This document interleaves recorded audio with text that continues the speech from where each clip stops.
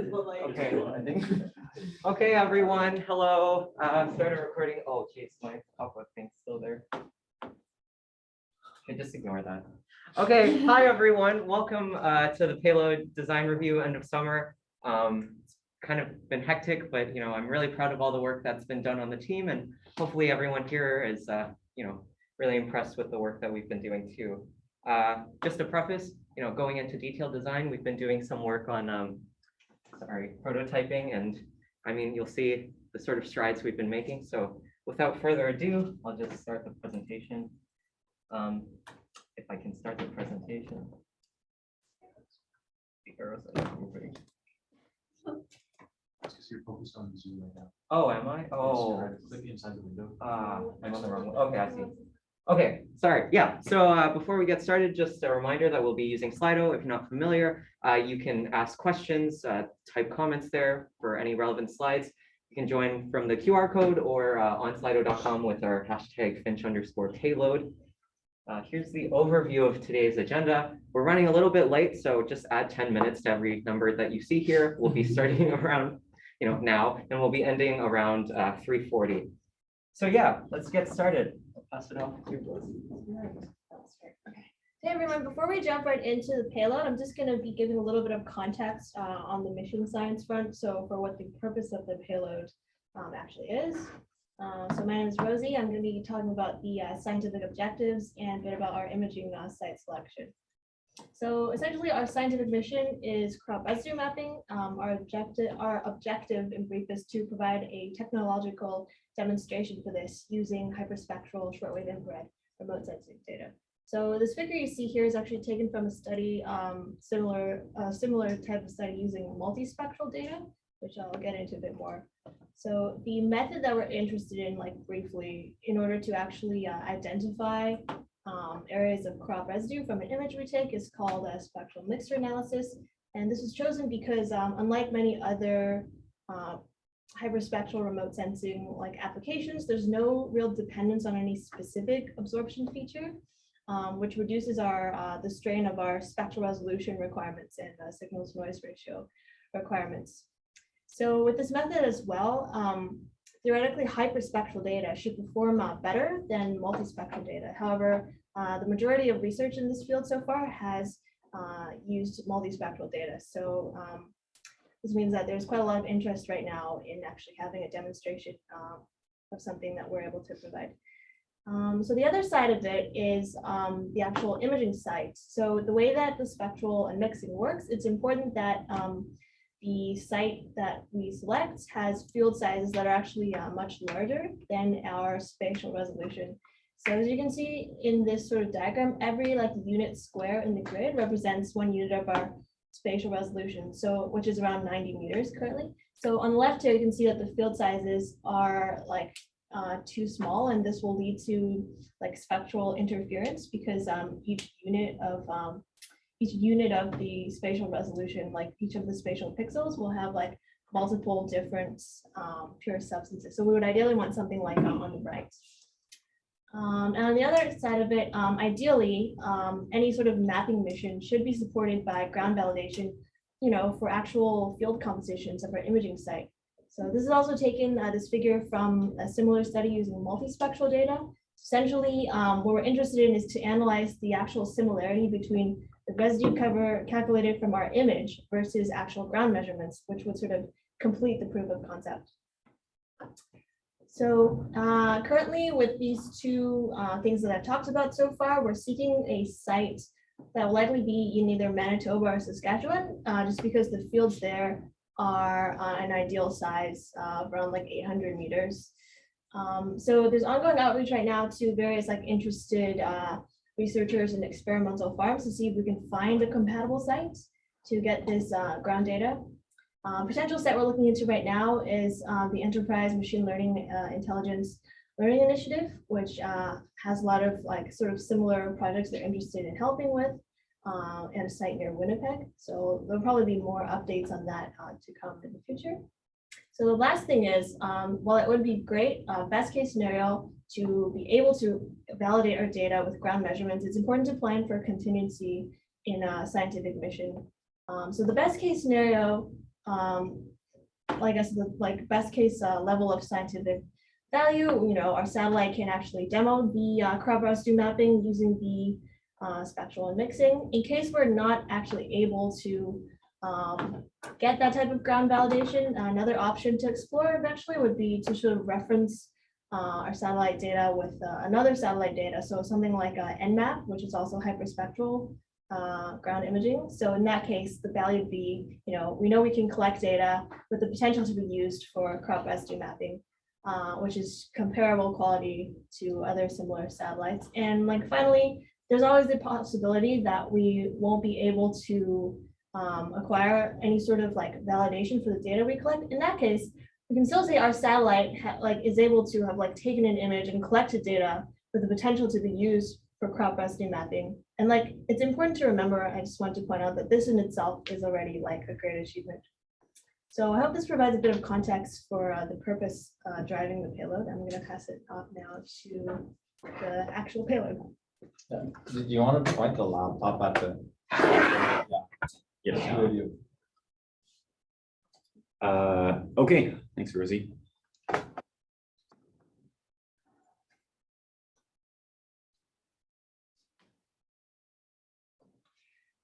Okay, so now let's take a look at some of the major milestones that the optics team has hit over the summer 2022 term. We're saying that we are entering the era of hardware prototyping. Now that we are sort of gone beyond the stage of high-level design, the team is able to now really get our hands on physical components and start prototyping things physically in the lab. So that's super exciting for us. Today, I'm gonna unveil the FINCH payload, at least our first physical prototype of it. We're also gonna take a look at our first digital prototype of the payload, some major advances in our computational tools that help us analyze the payload performance and give some insight into the team's next milestones for the upcoming year. So this is the team. I know that most of you already know me. If you don't, I'm David Rant. I'm the payload optics design lead. I'm joined today by the optics team.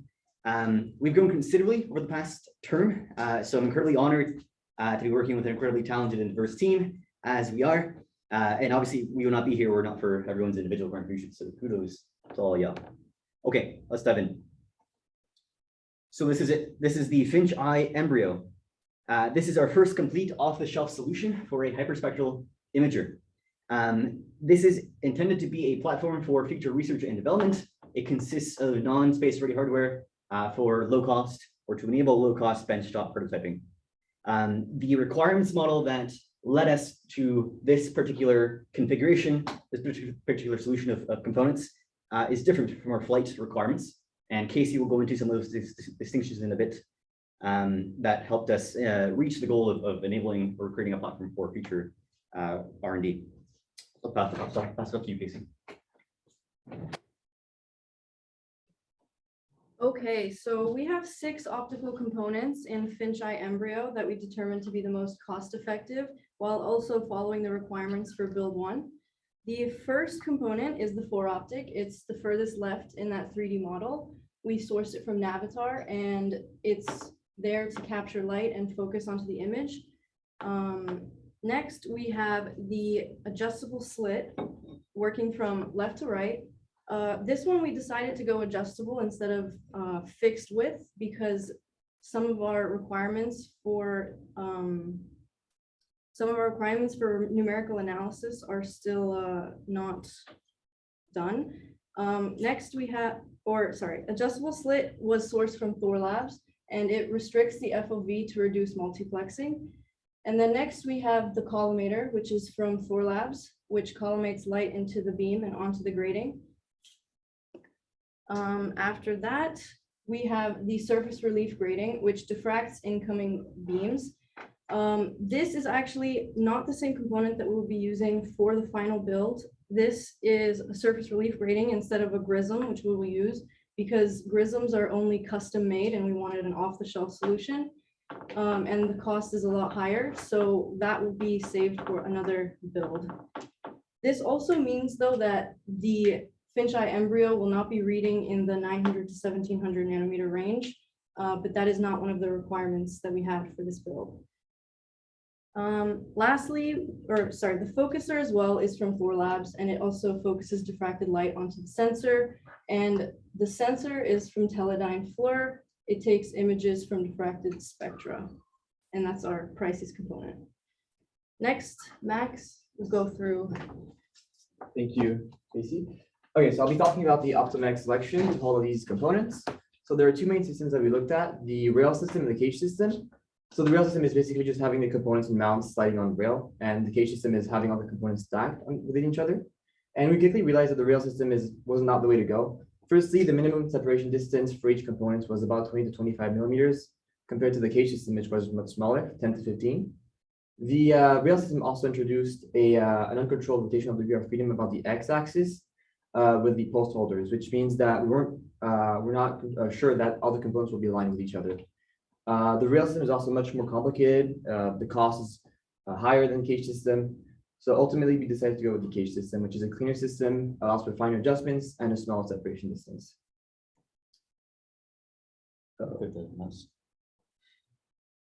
Okay, so here are all the components that we chose. So first of all, it's held on a breadboard for 50 millimeters by 600 millimeters.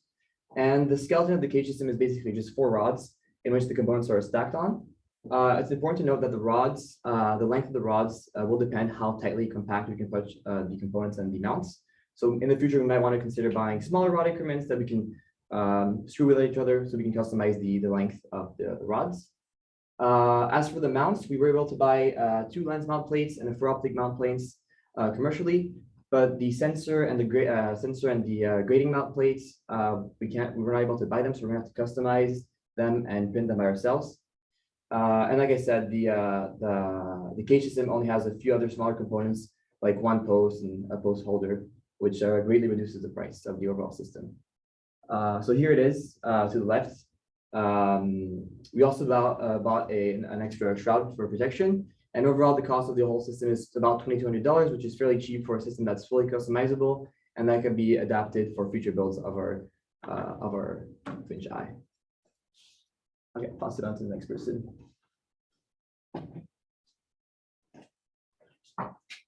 Okay, so now we'll be talking about the testing plans for build 1. Firstly, we have the alignment test, where basically we want to see if all the components are aligned such that we have a focused image. And then we want to see to what degree the image is correctly focused. So we're going to experimentally validate the alignment of components on the X, Y, and Z planes. And then we're going to measure focus using either a uniform light source or a precision alignment laser. But this still requires a bit more research. The second test we have is the MTF test, or modular transfer function. So what we're going to be using for this is a slit target.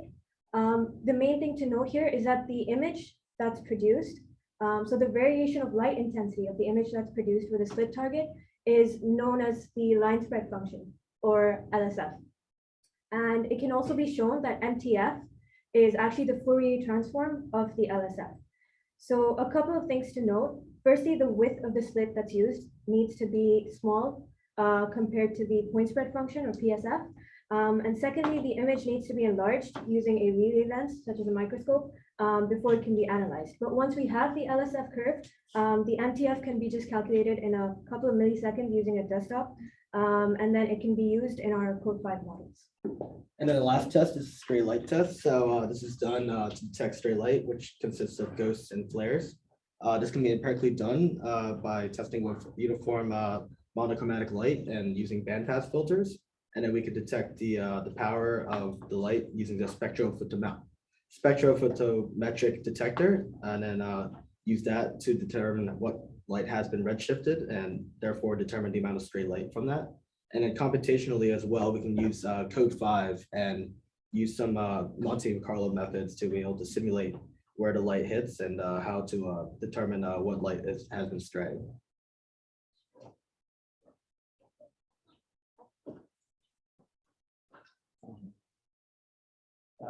Okay, I'm going to be explaining about the optics handling and care handbook, and what's its purpose and what's included in it. So the handbook consists of clear, complete, and concise guidelines on how to handle, store, and clean each of our optical components.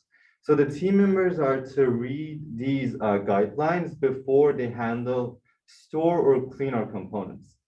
The handbook is divided into component-wise sections, and each of them have thorough descriptions on how to treat each of the components.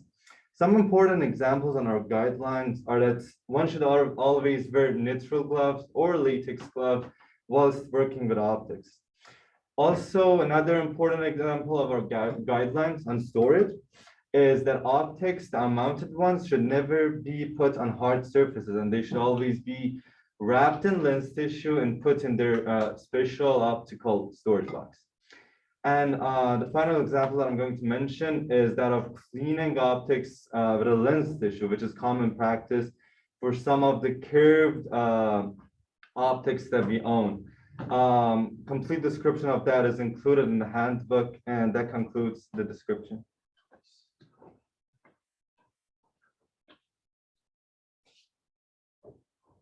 This slide shows our first end-to-end optical model, which we designed in Code 5. Currently, it's not yet a one-to-one representation of the model, and instead it's a parametric model. And we're intending to use it as a base for experimentation, analysis, and optimization. Some analysis things that we might be looking at are MTF curves, stray light, and also aberration. Right now, our model is source controlled in GitHub, but we're planning to transfer that to another source control platform like SVN once we get that all set up. In the future, we're also planning on replacing some of the components we have right now with black box models so that we can get a more accurate component representation. And we also recently just got some feedback back from Code 5 support to help us improve the model a bit more for future iterations.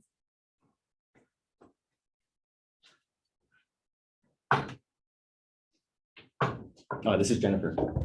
She's online. Yes.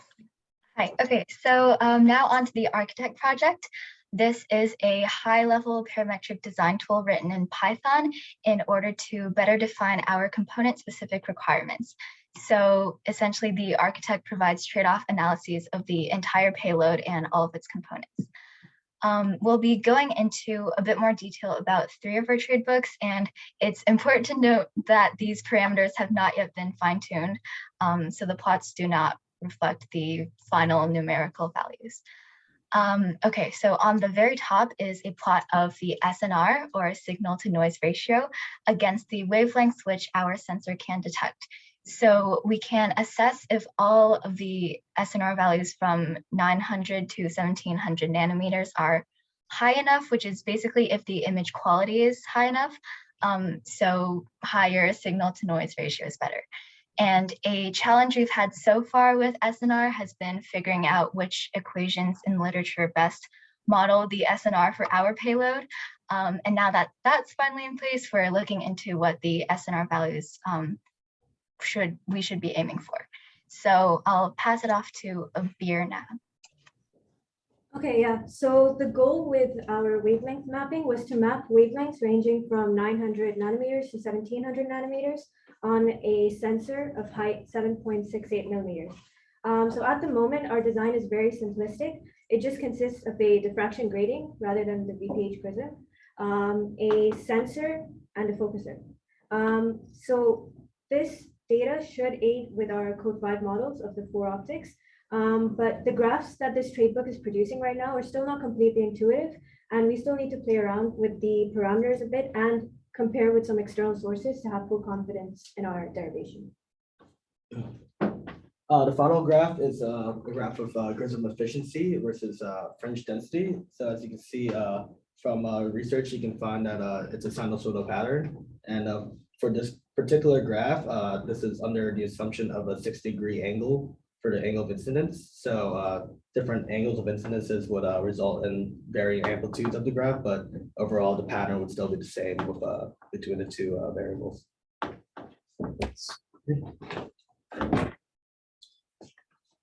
Okay, so just to weave all the projects together now, there's 4 major streams that we've been pursuing on optics. Those are component selection, numerical analysis, optical simulation, and the new one introduced this summer is hardware prototyping. In terms of next steps for each, build 2 is our next target. Build 2 is going to be an evolution on the first build of the optics hardware. Some of the key rebands in terms of the redesigns for the new components, we want to start targeting space capable hardware. So everything you've seen up till now has just been for benchtop testing. None of this could possibly apply to space. We want to start inquiring to vendors about space capable custom hardware that could be space ready. Should we decide to use them? Big thing here would be to source an actual Grism as part of that new design. Of course, that is a key component of the final build. Build 1 build is happening today, actually, just after this presentation. That should be fun. Optical simulations. Now that we have a full end-to-end parametric model that Stephanie has put together, we are capable of beginning analysis for things like theoretical MTF, straight light, and aberration through the program. We've reached the state now where we know enough about the tool to use it, which is great. And again, like Stephanie mentioned, we are in the process of figuring out how to integrate these so-called black box files. They are essentially models of components that a vendor gives or sells alongside their component that one can implement into an optical simulation and have the light behave as if it was propagating through the actual component within the sim, which is great. No longer do we have to guess, fine-tune the parameters to make it act as if it were the real component. Numerical analysis. So Architect, we're close to releasing version 1 of Architect. Once and for all, we are looking into conducting neutron analyses to further support the mission of modeling the payload, and hardware prototyping is the big new one. So of course, we're going to build the build. We need to 3D print and design mounts for the grading of the sensor. Now we have to figure out how to interface with the sensor. This is something that Payload is going to be helping out with, to actually take a picture using the sensor, using the optical track that we designed. And the big appeal of hardware prototyping at this stage is that now we're actually able to experimentally, or rather start to experimentally validate our theoretical estimates, or analytical and numerical estimates coming out of both optical simulations and Architect. It'll sort of be like a trio of back-to-back validation and verification in that sense. And with that, we'll pass it off, I guess, questions. Yeah. Do you want to Yeah. take over? Sure. So we have a lot of questions, actually. We're going to be taking a little 10-minute break to go through these. I think first I'll ask if there's any questions we have in person. You can also put them on the Slido. Just in I case. think if we had questions, we put them on. Okay. the slide. Okay, that works then. So we can just go through from top questions. I'm just going to move this here. So first from Bruno, are any of the components from the embryo expected to be reused for the actual satellite? I think this is a question for optics. Very likely not. The problem is that the components that we've sourced, they weren't designed for space. So outgassing is a big concern. There's also the problem of shock. None of these components have ever been tested.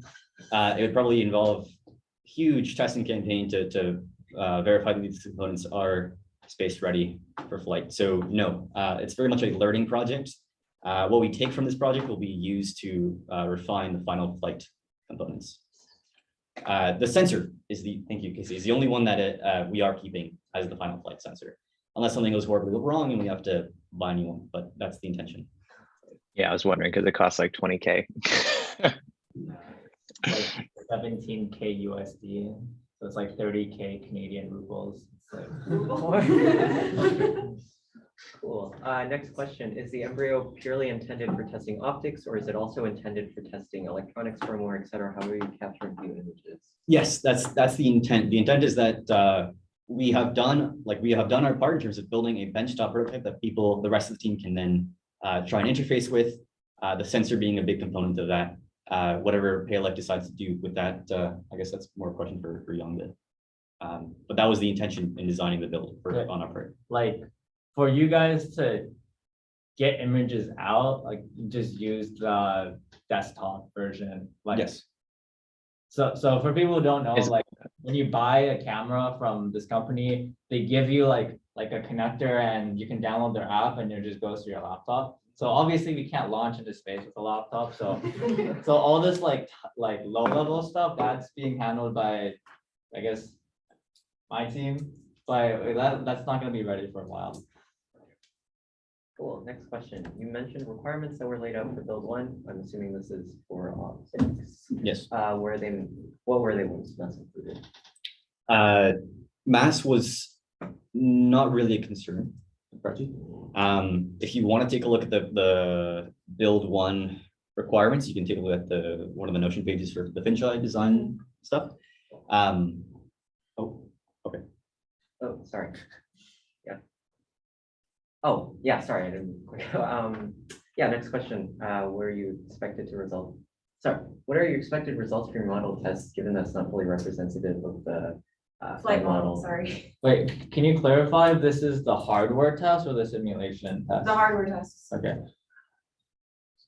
What are you saying? Oh,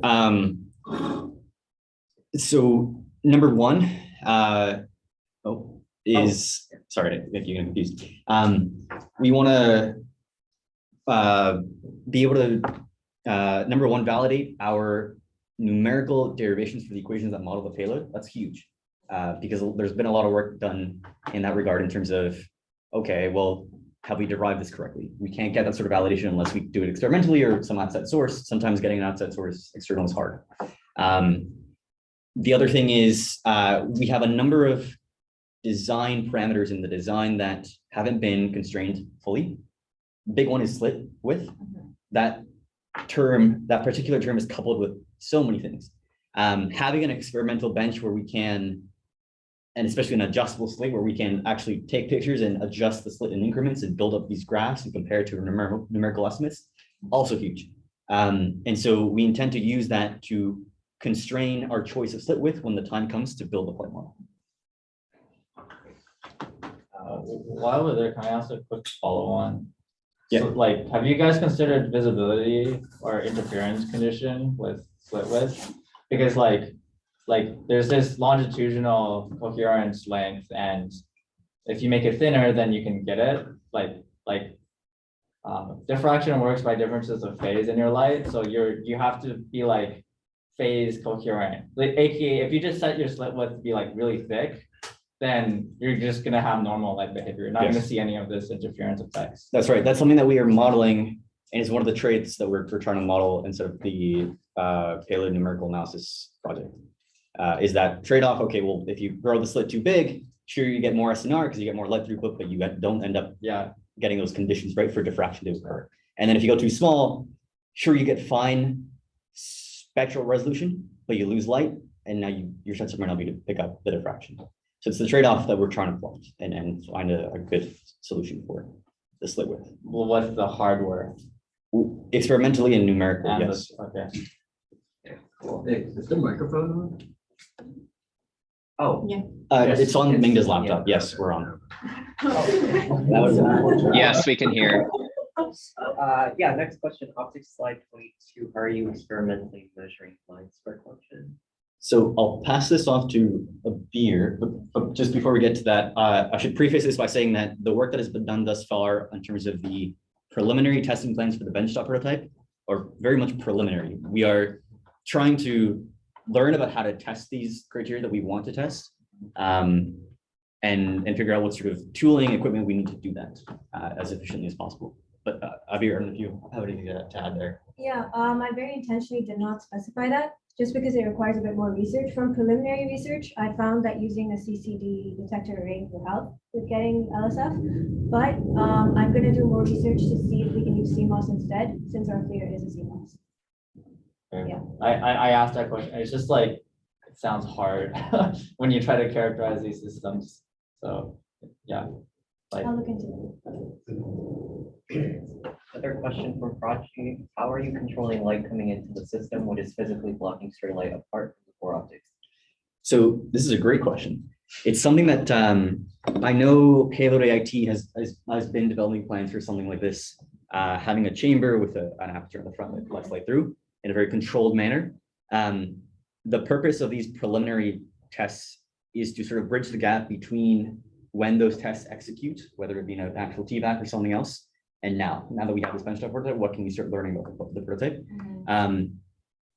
In that sense, the only plan we have for now is to cover the shroud in light blocking material like black tarp. Thorlabs sells this off the shelf. The the point about how we're actually gonna start taking the pictures and what kind of pictures we're gonna take, that's something that hasn't been decided. That's in the works. There's also a question of, okay, you've got this push broom imager, right? Do you actuate the payload in place, you know, to take a scan of something, or do you move the object exterior to the field, to the object? These are things that we're gonna decide on in the near future. Next question, slide 24. Is the parametric model's MTF and other performance tests accurate to the real model? Are you recording this? Yes. Sorry, yes. Stephanie? Maybe David can't answer this question. Oh, okay. Like, this is my question again. Like, are you using those black box models provided by the vendor? Not yet. Okay. We don't 'cause, have like, them yet. my understanding of MTF is like those things only come about when you have an imperfect system. So you have to use your imperfect black boxes. Like, I don't know if the parametric model, because like it's like perfect, right? Like if it'll work. It's not, you will still have, if you have perfect lenses, you still get an MTF curve that is that can be non-ideal depending on the geometry of the lenses. So yes, we can spit out an MTF curve right now, But is it but like? it wouldn't be representative of the Yeah, actual yeah, payload. okay, Yes. Okay. Got it.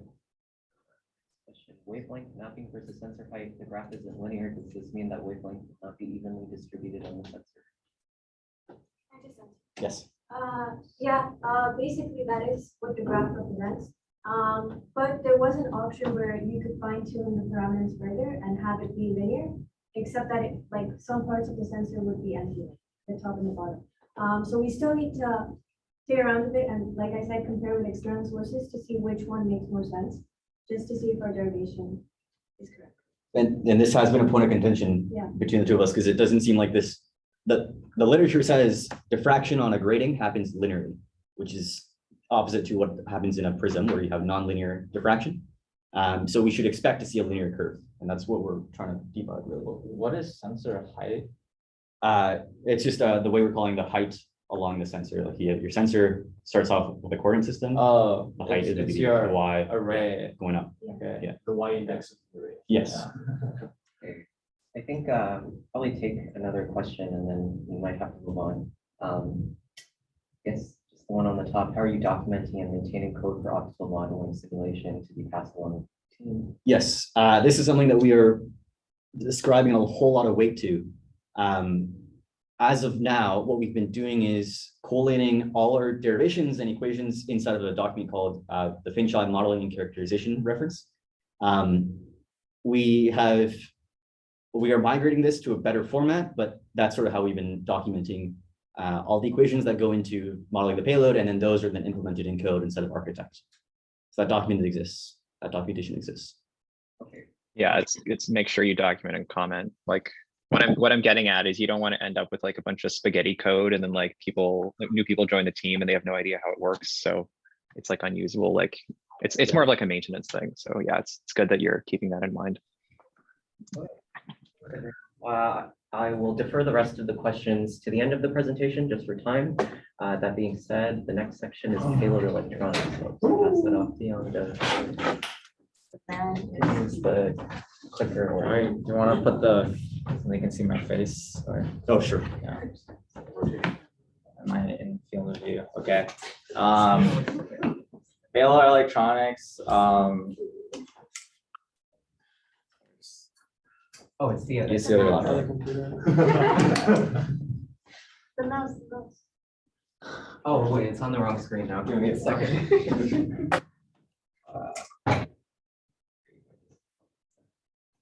There you go. Okay, that's me with a different set of glasses. I've been on the team for a while. I do a lot of the behind the scenes things, so we helps a lot with the IT, but day-to-day stuff I do. Like this place that we are paying money to do, my name is on the lease for that. So a lot of back-end things, but with the technical side, I'm like a firmware electrical kind of person. And I was asked to give a quick little talk here. So I'm gonna preface that like this is not a electrical and firmware design review. So it's a lot of details, and I did like Khalil probably doesn't even know that I like wrote this, yeah. So this is just like to give everyone kind of an overview. And then I'll dive in on the payload electronics part that's actually important. And the goal is like it's context. It's not really to review our design, is to help you guys understand how everything fits in together. Okay, so power architecture, it's like as you think it is, it's solar panels to rest of the system, and then all this stuff in between is just trying to maximize efficiency, protection, tracking, all of this other stuff. So this is like Aurora's area electrical power system. Our design right now has 4 batteries. So these are 21700, which are chunkier than the normal 18650 ones. They have a higher cell density. So we'll see if we need to have more batteries, but currently this is the design. So this is the electrical design, and it's going to distribute 12 volts to the rest of the system, and they'll be responsible for down converting. And then here's our firmware architecture. CAN is a controller area network. It's used on cars. It's a 2-wire differential signaling that doesn't have a master or a slave. So like every node can talk to every other node. We plan to have each like controller that talks to the CAN bus be its own RTOS thread. So it's like a real-time operating system to enable communications. And the next slide, this is like kind of how it looks like really. So there's a lot of the OBC MCU, the onboard computer, talks to the CAN bus, but it also has like stuff on its own that it has to manage. So like if we just look at the payload, that's where I'm going to be diving into next. Okay, so payload electronics, I'm technically the payload electronics lead. If you look on Slack, that's on my profile. So this is 2 roles: interface with the sensor and compressing the data. Yeah, you guys, this is not too important to read. Okay, so here's our camera. It is only a sensor core, so it doesn't have like any integrated optics off the front. If you Google it, just make sure that it's actually the FLIR-TAL SVIR, because they also make a FLIR-TAL SVIR 2, which is not this camera, by the way. So look for the one that's like thick. So this pixels, bit depth, this means each pixel has that much resolution, and then per 1 clock cycle, it's going to be 14 parallel data lines coming out, and 60 FPS maximum. This technology is a semiconductor technology that's sensitive to light between this range. And then anything like 1700 and above, it's like a hard, like if you look at the efficiency plot, it's like a cliff down. So this is like kind of like, this is just semiconductor physics. This is only the range that we can do. Here's the physical interface. So this is the model provided by FLIR. The power connector for the thermoelectric cooler plugs in up top here. The cooler takes around 3 watts, and it's to try to maintain the focal plane array at the optimum operating temperature. Because with these CMOS types of sensors, the dark current doubles for every like 7 degrees Celsius increase. So we try to keep it like, I don't know, 10, 15 degrees. That's good. And then the rest of the connectors is this 50-pin connector that comes in through the back. Yeah, so 50 pins uses like really hard to work with surface mount connector. We're gonna have a flex rigid or a ribbon cable, something like that. And the signals on here are parallel data and control signals. So again, this is a control signal. So it's just to like set the frame rate, set the gamma, set like there's optimizations you can do with the camera. So this is control, but this is the main data path, which is parallel data. So remember the camera had 14 bit depth per pixel. So on 1 clock cycle, we're sending out the data for 1 pixel. So there's 14 lines here. We're using the digital camera digital camera interface. This is like a STM microelectronics proprietary term for their camera control block. We need dedicated hardware to handle the data because if we just use like regular GPIO, it would be too slow. And then through here, there's a frame buffer that has like 1.5 frames worth of stuff. So what happens is frame comes in, it's stored in the buffer, we're all good. Second frame comes in and it will overwrite what's in the buffer. So we have to pull stuff off of the buffer quick enough or else we'll just drop frames. So that pulling the data off is going to be done probably using a direct memory access and then send it to the SDMMC controller, it gets written to an SD card. So this is our like proposed flow. We have bits and pieces of it working, but we haven't tested the whole flow yet. So again, like that 60 FPS figure that you saw, that's like what the camera can output. We might be only catch like 20 FPS or something like that. Compression. Okay, so this is the second part of Payload Electronics, the compression. Our CubeSat is a very small power confined thing, so the transmit is going to be really weak. So we're no matter what, like we're always going to be bottlenecked by RF downlinking. So how fast it can send data down to the ground. Per pass, it's like 350, 400 megabytes of data, and we need to compress that losslessly to try to reduce the data size. So the algorithm we landed on is CCS-CS123. This is this whole thing, but we're only using the lossless hyperspectral part of the algorithm. So CCS-CS defines a lot of space telecom communications. Like if you wanted to talk to some satellite in space, you would have to send your radio waves in some CCS-CS standard. So this is like a well-known thing, and they have this algorithm that seems to be pretty suited to our needs. It's a two-stage compression algorithm. First stage is a predictor. So you try to use the neighboring pixels, both spatially and spectrally, to predict the value of the pixel that you're trying to compress. And then you take the error between the real value and your predicted value, and that gets thrown into the second stage, which is the encoding stage. So that further, this is more like bits 1 and 0 and trying to do sparse statistics to compress that even further. So a two-stage algorithm. This is okay. So most by the way, it can achieve a compression ratio of like 2 to 4. So it can losslessly reduce the image size by around 2 to 4.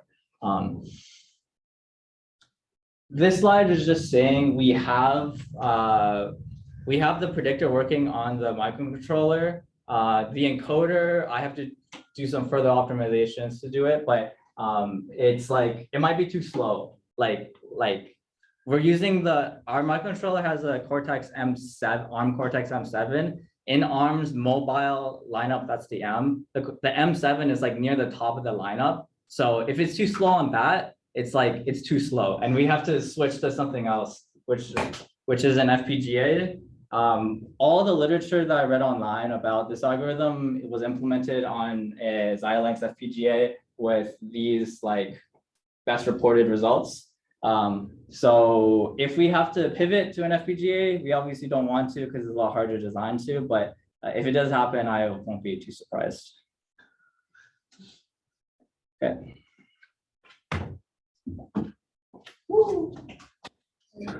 So I guess data processing, it is where we correct the data that we receive from the satellite and we correct it for camera distortion. That is wrong. So this is the team. We're actually just quite a lot of people, and I'm pretty proud of them. I'm actually really proud of them. So the pipeline overview, this is outlining the 1B data, but we have one step before that, which is 1A, where we just append camera coefficients to it, such as that's radiometric coefficients and geometric coefficients. But this summer, we specifically focused on 1B data, creating 1B data, where we correct for mainly destriping here. And geometric correction, we've been working on smile distortion, as well as georeferencing and auto rectification. So starting with view striping. So striping is a type of error that occurs mainly for push broom images, which is what we are. And it's because of the way it takes pictures. And striping are just stripe streaks that appear on an image due to changes in sensor gain. So there exist different types. There's true striping, which is caused really by sensor gain. There's saturation stripe that only occurs in very light or saturated areas of the image. There's slanted stripe and oblique stripes and much more. So we decided to use a neural network called CNN to perform destriping. And the reason for that is because it's more generalized and it bypasses the need for us to have a comprehensive knowledge of a sensor as well as image parameters. So we've been training and testing it with two data sets right now, Bava University data set and Indian FINCH data set. So these are some of our results. So we've modeled right now, we've been modeling multiplicative stripes on the data sets. I don't know if you can see that properly there, but the top one is PU and the Bava University, and the bottom one is Indian FINCH. And basically what you can see is that the stripes, they appear more crazily on the Indian FINCH over the Bava University data set. And as well, when we're doing the corrections, the Indian FINCH one is losing resolution and the pixel intensity has increased a lot more. It should not be the case. So we've been trying to test multiple parameters to see where the error is. We basically, before you do the correction, you need to estimate the noise of your data, which we fixed, but we were still getting the same results. We thought maybe the algorithm is used for denoising rather than destriping. We're still getting the same result. We tried to train the data with SSIM or peak signal to noise ratio, and still same result. we tried iterations, and basically what we saw was that at 150 is where it plateaus. So the peak iteration for us is 150. So right now, for last resort, I guess, is that it's probably the problem is the specs of the two data.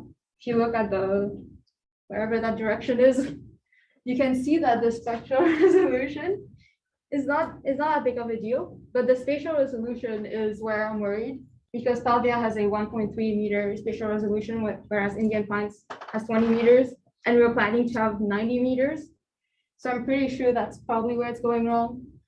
So we need to try to train the SURE algorithm with 90 meter spatial resolution and see what we get. If it's bad, then we need a new algorithm. Thanks, Henry. So another one of the corrections that we've been working on in the summer is the smile correction. So what this is like, very basically, it's like a mismapping of spectral bands along the wavelength dimension of the data cube, as you can sort of see there. Each of the sort of like cartoon like rainbow lines is ideally would be like straight lines, but instead what we see is sort of like a smile type like bending. So just very basically, this is sort of caused by a shift in each column of sensors like spectral response functions, or just sort of like each wavelength pixels sensitivity function to the incoming light. So yeah, what this results in along the spectral dimension of the data cube is sort of like line bending or mismapping of the wavelengths. Which one? This one. Yeah, so the method that we're using to try and correct for this is by using like a simulated atmospheric feature whose wavelength is known. So basically a reference spectra. What we do with that reference spectra is we apply a series of artificial shifts and see which of those shifts that we try matches most closely with our actual satellite test data. And once we have identified what that shift is for each column, we can then reverse, sort of force the sensor spectral response functions back by the reverse of what the shifts we quantify are, to sort of generate the smile corrected data cube. So currently some of our challenges and next steps are, What I forgot to mention on the previous slide, that figure is basically like a visualization of some of the tests we've done that are sort of using this, we're sort of stuck with using the same data set for both to derive both our test data and our reference spectra. So basically just jerry-rigging a lot. A next step would be we really need to actually select an actual atmospheric feature that's within our range and generate actual reference spectra to be able to, test our correction algorithm more robustly. Another setback that we currently are facing is we don't actually yet have a proper model for what the actual CMOS sensor spectral response functions will look like. So right now we're sort of modeling them as sort of like Gaussian curves based on just a reference paper that we have been referencing that is working with CCDs. Of course, our sensor is CMOS, so it's quite likely that the actual shape of the response functions may be quite different. And as similarly with the destriping, we need to test the algorithm eventually on multiple data sites just to verify its like robustness. So the last one we've been working on is auto-rectification. Auto-rectification is correcting the image for ground topology, camera distortion, and tilt angle. So there's a specific flow that it needs to follow. First, we need to georeference the data, which just means to give a coordinate to each pixel of the data. And to do that, we first need to radiometrically correct our data. And then we also need ground control points to adjust specific sites where we can tell, oh, this is the exact coordinates there, and then we just reference it to our image. And once we have the georeferenced image, we can do auto-rectification, which requires a digital elevation model, which just tells us the elevation on Earth at that point. And we also need a sensor model. It's not actually about the sensor. It's more about the tilt angle of satellite at that point. And also we're using an RCP to make that sensor model, which is just going to be an equation so that we don't have to get like a rigorous sensor model, which is quite difficult to get. So once we have these, we can auto-rectify the image. So to do auto-rectification, there are multiple ways. At first, we're going to create a whole code, which was going to be very hard. So there are third-party software that can already do that, such as Envy and ArcMap. But these, usually you process one image at a time, and it requires an actual person to do it for each image. So we figured out that all of these, they use one package. It's called GDAL. And this package can be imported in Python or any coding languages where we can like create a flow, an iterative one for future. So next steps. The first part is for destriping. We need to train we need to train it with a 90-meter spatial resolution, see what happens. And if things goes wrong, different algorithm is needed. We need to test mine with multiple data set and analyze the performance. We need to start a Keystone, which will be later a problem. We need to test out GDAL and create a process flow using the GDAL library. For dark signal, we want to start it. We need to do some more research as well as choose algorithm to perform dark signal correction. And lastly, we need to research more on on-orbit calibration, which is just taking a picture on Earth to figure out how a sensor changed over time due to radiation usually. So we need to research more on the algorithm used to extract sensor coefficients from calibration image and then implement that into our workflow to do better corrections. Thank you. Okay, hello everyone. I'm Maggie. I'm the payload mechanical lead. I'm here to present some of the work we've been doing on payload structures this summer. So we were focused on entering detailed design and prototyping, and I'm excited to announce we sort of have our current final design, as in it's the design that we have from the summer, which will most likely change in like. So before we get started, here's the team. I'm also really proud of these people. Just want to point that out, but yeah, thanks guys. Cool, so, just to give you the context for what we've been working on this summer, you might have seen this list from, previous design reviews, but in particular, going into detailed design, there are these like 3 major unknowns that we want to focus on. So the first is like optical mounting tolerance, which we'll talk about in our optical sensitivity analysis. Also, like the natural frequencies, which we'll be sort of working with Payload AIT on, and of course, stray light, which is some further testing of optics. So here's some previous design iterations, just as a refresher. These are the big boxy things that you might have seen in the past. And we made some trade-off analyses to finally get to this thing, which is properly rendered so it looks more impressive. The main trade-offs that we made were in, I guess, unmodularizing the design. Before we had every optical component attached to a mount, then attached to a housing, then attached to a mount.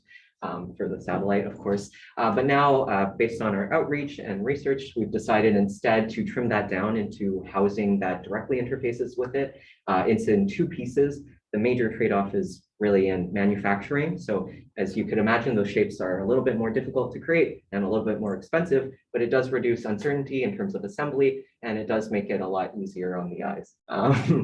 The features are there. We'll be staking down the Grism now, and these two things are the black box for optic and the source sensor. And this will, the major housing will be machined with aluminum 6061 T6, but the mounts, which will be discussed later by other members, we're still going through the process of material selection on.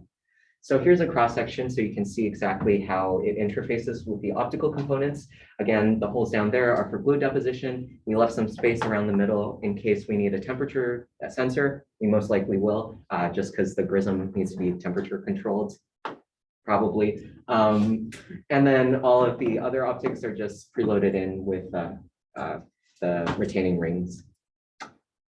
Cool. So key features, again, the Grism is bonded now. We're still investigating adhesives, and we have been doing some testing, and we'll be continuing to do testing with actual assembly. This is, again, we'll be coating the inside with black, anodized coating paint. We had a discussion earlier, but just for the purposes of this rendering, I mean, you wouldn't be able to see anything really, so can't really see it, but that's to reduce stray light. There will be venting holes placed within the primary and secondary housing units, and the fixed spacing will be maintained for this model. So here's some quick performance metrics. The mass is a lot lighter than before. The volume, we trimmed down the sides so it fits basically the dimensions of the sensor. It's a bit longer in the Z direction, but we are currently actually redesigning, believe it or not, from some assembly takeaways, which we'll be discussing later. And the estimated cost to machine these two middle components are around $700 Canadian. And the main concern with that is, some manufacturing concerns we had with the actual Grism slot. So because the optical component, as far as we're aware, has pretty sharp edges, it is difficult for us to, have that, I guess, rest fit. Because in order for the CNC machine or the end mill to access, it would have to come in at an angle. And so we might have to add fillets there. The problem with that is then the interface between the Grism and the slot is changed. So ongoing feedback and research will help us determine exactly what to do with that. Cool. And now I'll pass it off to Aaron for discussion on mounting. Okay, so hi everyone. As Maggie mentioned, we've been exploring some potential designs for the payload's mounting, and this is one of them, the isostatic mount. You can see a very preliminary CAD on the slides right now. Some components of this design include flexures on the two sides of the triangle here. This particular design uses radial and tangential flexures, but those can be changed based on what we're planning to use it for. But mainly we want to restrict the payload in different degrees of freedom. And we've been focusing on rotation for the time being. This middle square component will attach to the actual payload, and we are planning to use space grade adhesive to attach the mount to the payload. We haven't fully finished the NX simulations and how it would do in different loads, and that's something that we're planning to do in the future. This mount would also be good for thermal concerns. It can help isolate the payload from the rest of the satellite. And help act as a channel for any heat that might be coming from the thermoelectric coolers. And I'll pass it off to Bettina to talk about the next design. So the next design is a bracket mount, and it uses the railing as a main support structure. in order to secure the payload at 3 positions, one being the four-optic, then the primary module, and then the camera sensor. This design is similar to something that was done in the Huron CubeSat as well, referencing the FINCH sat. The mount surrounding the camera sensor is going to be further modified based on the position of an additional thermal strap in order to address the heat transfer concerns that we did have. And further analysis is going to be done to determine the exact suitable positions for these mounts in order to reduce moments, as well as nodal analysis to validate the rigidity of the mounts because we had concern from their distance to the rails. And then in the next slide. So some analysis was done on the singular components. Shown here is the barrel tube, which houses the achromatic doublet lens held by 1 retaining rings. The images here are some examples of deformations and elemental stresses, with the optical components being represented as a point mass, a 70.5 G quasi-static load applied, and then a constraint on the back face as well as the front face fastener hose. We're currently performing some part-by-part analysis, although this does raise some concern over assumptions with the constraints, but we're learning a lot from the preliminary results. With an acceleration applied in the negative Z direction, we can see in these images here that deformation is noted in the part attached to the primary module and stress around the connection points. So going forward, we'll be meshing the payload together as well for some system analysis. And next slide is Colt. Yes, so in order to create a more detailed optimal mechanical design, we need to optimize for some key parameters, which are basically going to be our metrics. So the way that we're going to structure our analysis is by understanding how specific driving effects impact each of our parameters. So to give examples of driving effects, we have physical arrangement, which includes things like the tilt and tilt of our lenses. Optical sensitivity, which guards how the lens is designed of itself, so like its physical properties. And environment, which includes factors like temperature and pressure. So an example of all this playing out is, say, you have your mechanical design up in space where there's a much lower temperature. This could impact the curvature of the lenses, which could impact the focal point. And that's not taken into account. That can impact the quality of the images taken. Next slide. So for our parameters, we have decided to go with 4 different parameters. Our first one is bore sight stability, which is a measure of the angular difference between the beam propagating axis, which is where the laser beam is pointing, and the mechanical axis where the laser house is pointing. The second is the single component modulation transfer function, or MTF for short, which is a function that relates an image's contrast to its resolution. So contrast represents how much difference there's between the darkest and lightest shades in an image, and resolution represents the amount of detail an image can possess. So if you look at the image in the top right corner, you can see an image with black blurry lines. So higher resolution would minimize those blurs in order to produce a higher quality image. The third is vignetting, which represents how much of a decrease in saturation and brightness there's away from the center of an image. So if you look at the image on the right that has the building, we can see how the image is dark away from the center. So this is what vignetting is. So we want to minimize the amount of vignetting that occurs. And the fourth and final parameter that we want to take into account is what's called wavefront error, which represents errors that come from the physical nature of light and optical lenses in of themselves. So for example, when light diffracts, there are actually small probabilities that it could diffract in slightly different directions due to its wavelength properties. So due to this, there can never be a 100% perfect focal point when taking images. So we need to be able to minimize these inherent imperfections. Next slide. So when we're doing our work in order to make our more finalized optical mechanical design, we start off where we get optical simulation results from the optics team in order to get some data about our parameters. And then from there, we make some optical mechanical design decisions. We do some simulation validation. If it's good, we can go to physical prototyping. If not, then we can start to think about, make more design decisions and keep on going. So once we are getting to the physical prototyping, which the prototyping protocols are going to be developed by the Payload AIT team, we see whether the actual physical prototype is good. If it is, then we can keep that aspect. But if there's problems, so there are infeasibilities, then we got to do a trade-off analysis so that we can continue to improve our design. Okay, thank you, everyone. So here are some next steps for the team. Firstly, we have to continue our mounting design decisions and consolidating that as oh yeah, sorry, for context, so currently the mechanical team is doing some trade-off analysis also with ADCS for whether or not our components will be integrated or not. So that changes the arrangement within the satellite. Our mounting design decisions will very much be impacted by that. So we're working very closely with those subsystems now. Additionally, we'll continue on optical sensitivity analysis and reading up on general dimensionality and tolerancing.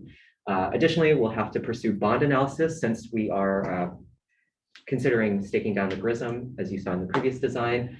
We'll pursue passive vibration damping mechanisms if they are necessary, which will come from, well, Payload AIT, which you'll see in just a second, which we're planning on testing in NX, as well as higher fidelity assembly and integration and testing simulations, as Bettina mentioned, in NX as well.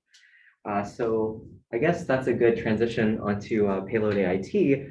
So we've also been doing some assembly prototypes and simulations. This summer, we focused on three main sort of things of, very, very, very preliminary assembly of what the payload looks like now. Yeah, Rosie laughed because, she can attest. We're also doing a little bit of simulation on, first of all, detailing the sort of vibrational profiles that we'll have on the FLIR Tau, because that is an area of concern. It's not rated for the speed of the rocket that we're anticipating, as well as some simulation on other optical components, one being the GRISM, which sort of drove our design decision to stake down the GRISM in the optomech. So first off, here's the team this summer. Take a good look. I'm also proud of them. Proud of everyone. But yeah, so jumping into our first project, payload assembly, we call it version 0.1 because it was an attempt. So our goal going in was really to validate, our conceptual design, like, is this even assemblable? So we sort of 3D printed with PETG, the printer we have downstairs, which is the Prusa MK3, and we maxed out the sort of settings that we could to get as fine resolution as we could. And so you can see the image on the right, that's what we were going in with. Here are some other materials that we bought for the preliminary candidates. Some of these are pretty low fidelity, some of them are higher, such as the doublets. Initially, when we bought these in like June, we were assuming that optics would be also using some of these, and who knows, they might, but doesn't look like it for now. Yeah. So here's the slide that actually details the so going in, we had some areas of concern. We wanted to test out the GRISM staking. That seemed like something that was like depending on the glue flow. And because we did use another type of glue, we weren't sure if those assumptions were valid. But the funny thing is we didn't even get to that. So that's fine. The main lessons we learned was actually the design of our mounts were unassemblable. So there's a big concern we had over there with wrench space. As you can see in the image here, that Allen key, there's not high contrast there, but basically the length of that part that's supposed to go into the fastener is around the length of, well, our entire mount. So going forward, we're gonna, go back to optomech and redesign so that that fits into the C mount of the sensor. We also learned some lessons with a smaller Allen key. I think we'll have to use a torque wrench when we actually do it, so it's a bigger concern. So yeah, we also learned some best practices for future prototyping with FDM, especially since applying, torque and heat, which we did with the heated inserts, deformed it a little. That shouldn't be a bigger concern going forward, but aluminum is quite soft, so just keep that in mind. Yeah, so next up on our sort of supporting the future testing, the higher fidelity testing that we'll be doing with optics. You might have seen the slide before from the previous IDR, but some changes to spectral accuracy and resolution has been detailed by the pivot to crop residue mapping. So now we're imaging at the entire wavelength that the in-gas sensor is sensitive to. And the spectral resolution is actually a lot coarser now. We only need 10 nanometers. So that means that we're also looking into some trade-off analyses that might optimize downlinking data as well as optical performance. So firstly, just want to revisit the testing plan we had in TVAC. So out of all these tests that we plan on performing, 3 of them, SNR, stray light, and flat field, require a uniform light source to actually test for. And because we're a student team and we like to do things cheap, one of the projects we've been pursuing this summer is doing our own, integrating sphere for a uniform light source. So just move this here, you can sort of see that ball. So this is what we have so far. I mean, this is not ours actually. That's ours, and the very high-tech My Hall fabrication facility is currently printing this. So very exciting stuff. Although they are understaffed, so it's been almost a week that they've been printing it for. Anyways, so what we're doing essentially is creating a giant reflective ball that's able to bounce light around enough to create some uniform light out so that we can test, some of the parameters that was mentioned before by the optics team. So what we'll be doing is printing this with the Formlabs 1 resin. We'll be coating the inside with a barium sulfate paint to create, that reflection that we need. And we'll be using preliminarily a light source LED, probably for testing at this stage, but down the line, probably a xenon lamp, just because it covers the entire spectral range that we need. These are placed at 90 degrees from each other, and there are 2 sphere tabs that sort of clamp together. So the sort of fidelity that we want from this model is around 95% accuracy. We have, some idea of how we'll be testing that preliminarily, but up to a higher degree, we might need to invest more in sensors, at which point we need to do a finer trade-off analysis with the amount of money and time that we're spending on this project. But yeah, so the other thing that we were talking about in terms of that pivot is really the pixel binning. So, you can read that if you want, but essentially what we're doing is considering binning in the vertical direction. So that's along the spectral axis. So what we're doing now, basically we're taking the signal from adjacent, sensor pixels and just adding them together, and that'll be like a big sensor pixel. So what this does really is increase SNR for us. That's important, and it reduces resolution. But again, because right now the resolution that we need is around 10 nanometers, we're proposing binning around even 4 times as much, which takes us to 6.25 nanometer resolution. The issue is, though, we still have a lot of trade-off analyses to do with these parameters, as well as because, as you might have seen from optics presentation, the spectral, alignment, or like how it's being split by the optics isn't necessarily linear. So we might have to investigate whether or not SNR being variable and then wavelength being variable along the sensor axis, whether or not we will be doing uniform binning or not. And this will be all done in post-processing on board. Yeah, and then this is what I was talking about before with the sensor vibration simulation. So our members this summer have sort of laid out a plan of how to use NX for this. So we'll be using the Nastran VMAP. We're using a similar power spectral density function that was provided by our launch provider, but for reference, what that looks like is sort of this thing on the right. That's just from the NASA Gov standards. And then you can read this, but yeah, basically it just details all the steps that we need to perform within NX to get a model. We had some concerns about the computational time. It seems to be okay from the literature we read, but they did mention that only displacements and stresses should be used and carried forward between the models to reduce the sort of like load that we have on actually performing the computations. So we also did some preliminary static deformations. So these are, again, very, very preliminary, but this is like a worst case load on our, I believe, the filter, the bandpass filter. So we wanted to see like the general worst behavior, and you can see like the max deformation in areas. So I think that's around 10 to the -5. And then we could compare this rough number with optics's rough number and just slowly get closer towards something that makes sense. The next one we did was really on the GRISM, and this was the important one. The mount that we had for the GRISM before, you might have seen sort of clamped around it on those 3 edges. And according, to the same like 70.5 G load that we had on the previous model, we have now like a stress concentration gradient around 10 to the -3, or sorry, like 2 orders of magnitude difference from the top to the bottom, as well as to the other model. So we sort of decided to pivot to staking it down just to add that like sort of because the adhesive allows it to flex a little, and we're also not clamping it down. So hopefully that'll increase optical performance by not deforming the prism. But yeah, further simulation will follow. So those things sort of feed into stop analysis. Now we're trying to unify all the different models we have for the payload. So, the thermal team has been working on their thermal model. We've been working on our structural model, and optics is working on their optical model. And the whole thing to bring that together is feeding these parameters through SIGFIT, and then that'll map the component displacements and deformations onto the optical performance. So next steps going forwards, we have to begin analysis for radiation correction. So that's particular to the fluoro camera. So we need to analyze whether or not it's necessary for us to have a shutter. We did hear from feedback from some of our advisors that after a couple months or so, they started seeing patterns or hot pixels on the sensor.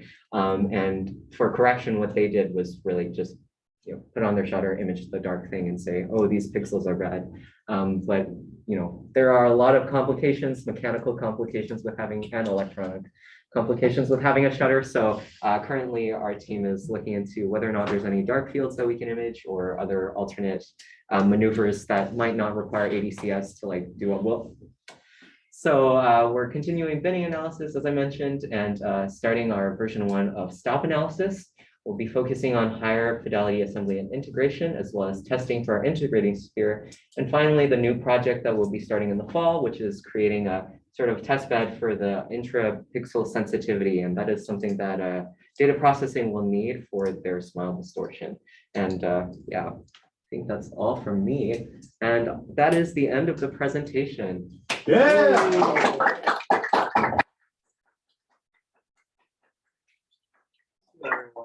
So I guess for the next however long it takes, we'll just be going through these questions. But yeah, appreciate everyone for coming. Let's get started. So first question from Bruno, is ground validation data expected to cost money? Any estimates on how much? So yeah, we do probably will anticipate, collecting ground data from, an external partner. We'll have some costs associated with it. Based on my discussions in my various outreach calls so far, I'd say there's probably a non-trivial possibility of at least being partially sponsored by Agriculture Canada or something like that down the line. Just because of how much scientific interest there is actually in doing a proof of concept for hyperspectral crowd-based mapping. I do not have an estimate so far, but that is definitely one of my next steps to get that figured out over the next few months. Do you have an order of magnitude? Because I'm submitting budget next weekend, so it's like 5K or like 50K? This is a big difference. I'm not expecting it to be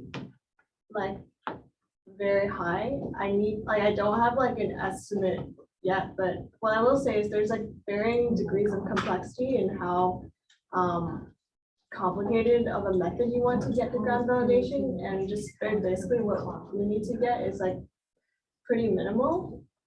But yeah, it's one of my next steps right now, and some of the calls I have set up to actually get a more substantial estimate. I'll try and get that to you soon. But for the next year, I'm gonna put 0 then. Yeah, that'll be a cost for down the line. It's not gonna be anything for the coming year. Okay, next question, slide 38. Has the conversation been had about what next steps are if you can only do 20 frames per second on your DMA setup? Is that understood and accepted by the pay teams? Yeah, this has to be in conjunction with ADCS because they want to do the forward motion compensation. So they hit the idea is your frame rate and your rotation of the satellite hits, so you cover the entire range. We knew this was a problem 2 years ago, and that's how this conversation started. So has it been have people forgotten about it? It has to be restarted. Maybe this is a good time to, but I hope people are aware of this problem. Yeah. Thank you. Okay, handling procedure. What needs to use nitro gloves versus latex gloves? So they can be used exchangeably, each of them can be used except for 2 things. When one is cleaning an optics with acetone, they should always use latex because I think nitrile would be solved in acetone, which we don't want to happen, of course. And when one is working with an electrostatic discharge sensitive device, which our camera is one, one should use the nitrile gloves because they're safe. Also, like some people are allergic to latex and they can always wear nitrile gloves. Wait, question. Why are you using acetone and not IPA for Oh, fading off? like just in case. Just in case one needs to use acetone, Yeah. they should use latex gloves, but we're not sure yet what we're gonna use to clean. Okay, I would suggest IPA. Okay. Would be, it's just more accessible and less sketchy than acetone practical component. Can you describe what IPA is? Isopropyl. Acetone. Oh, yeah. That's what we use at work. Do not chug it, it's only for cleaning things. Damn. I mean, you can. You don't know. You can't, just because you can doesn't mean you should chug Drink it once. IPA. Drink it once. Yeah. Okay, next question. What does space ready mean for optics? Is it a matter of component reliability and tolerance with space conditions? Yeah, it's also a question of heritage. If the companies that we source custom off-the-shelf parts from have flown their products in space before, that's a huge bonus, of course. And then Coatings. coatings also huge. Yeah, radiation is something that we are very well aware of in terms of the degradation of coatings. Usually, you have to specifically design an optic to fly in space for you to get those coatings. They're normally not applied off the shelf. Is it just like the exterior lens that needs the coating, or does everything need like coating?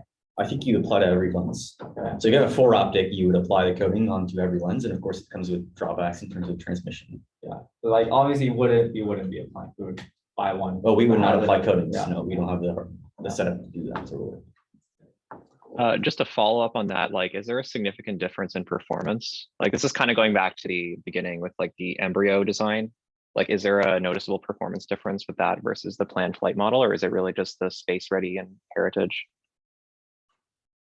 wait, sorry, can you repeat the question, Bruno?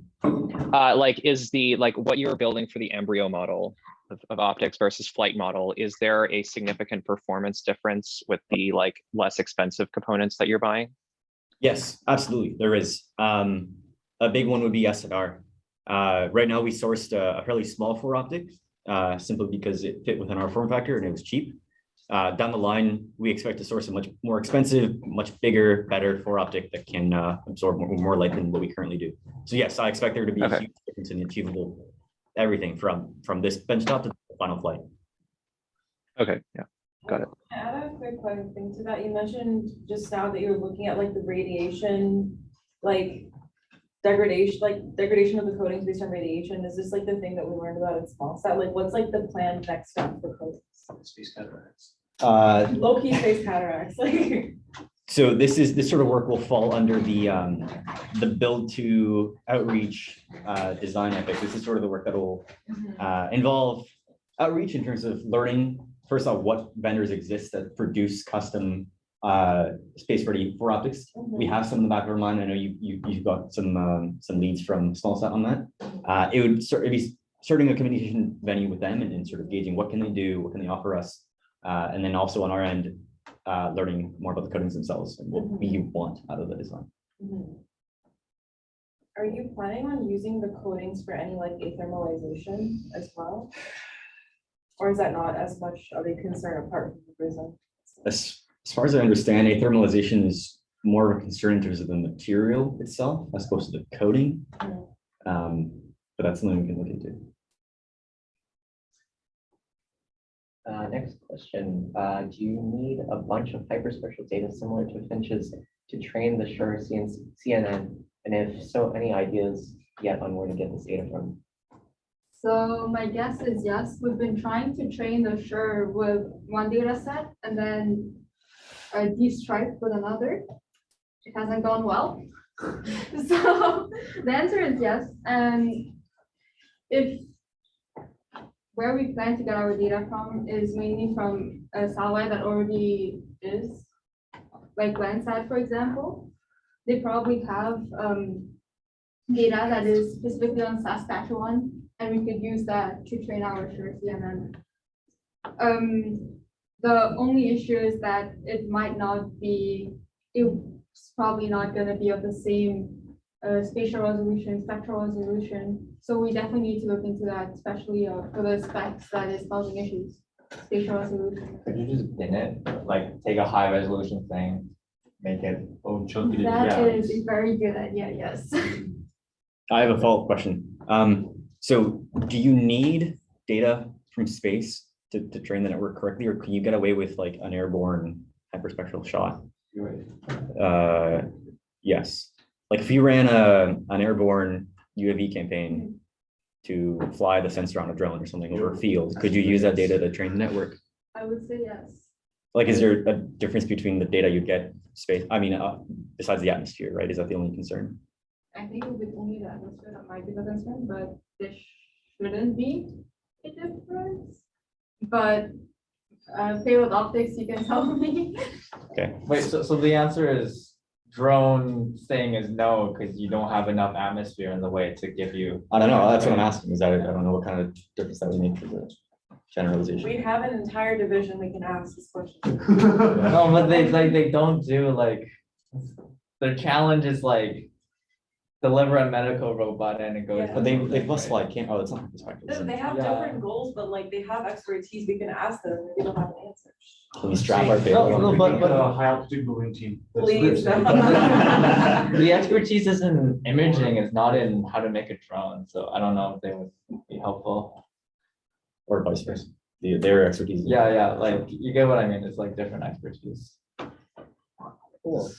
Next question, does power for the sensor core TC come from pay or EPS? It is not designed yet, but like, sure, like it, like you just need a thing that 12-volt down convert, whether that happens on the EPS board or the payload It's board, from it doesn't really EPS. matter. It's from me, but why would pay ever supply power to anything? No, like it might make sense. It has to regulate it, right? EPS to give 12 volts to the payload board, and then the down conversion happens on the payload board. Oh. So like, it doesn't I- really matter, like, you know what I mean?